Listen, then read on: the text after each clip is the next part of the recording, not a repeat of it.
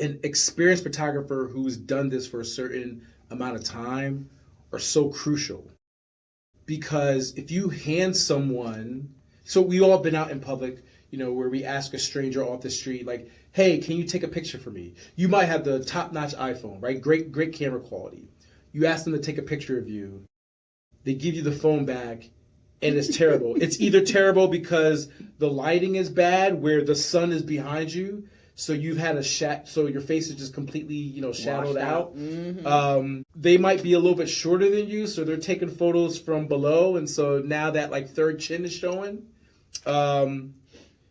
So as photographers, we're aware of those things. We know that lighting makes sense. Mm-hmm. We know that for certain individuals, angles make sense. Right. We know that, hey, when we're doing group photos, and I'll think back at the time, I was doing a group photo, and I believe there was 3 couples and 2 single individuals.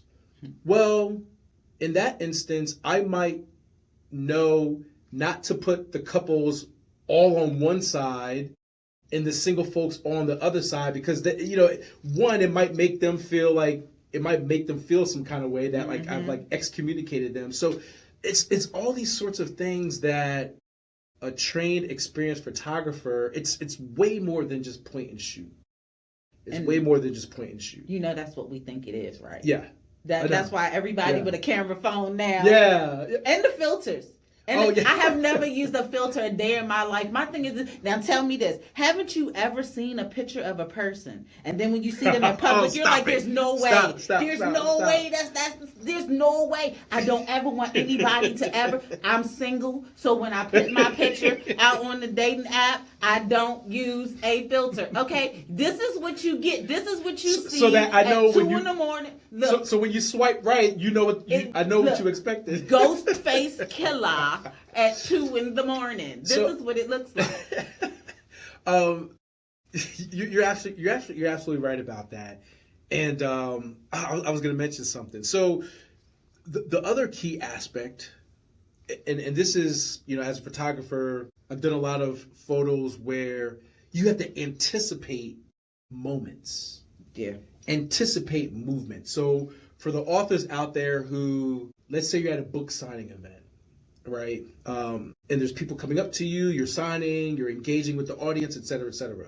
A non-experienced person with a phone or a camera, they might just be clicking away, hoping that they get a shot. Mm-hmm.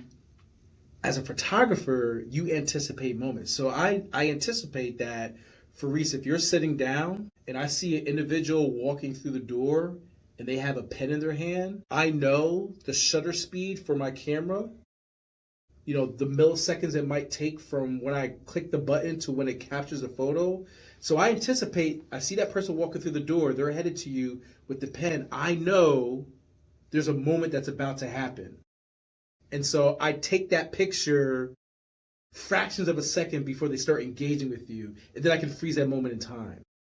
It's so much that we have to anticipate as a photographer to make sure that we capture those moments and tell those stories. Authors, you think about your family, if your family and the family books that they might have, when if someone asks, hey, why are photos important? They tell a story. Mm-hmm. They tell a story. They tell a story of your author journey. They tell a story of where your audience is at and things, and how they're going to follow you along the process over the years. So how important would you say photos are for you documenting your journey? Critical, 100%. You have to build it into your budget. I mean, you're paying for revisions. You're paying for revisions and other collateral. Photography has to be there. It can't be an afterthought.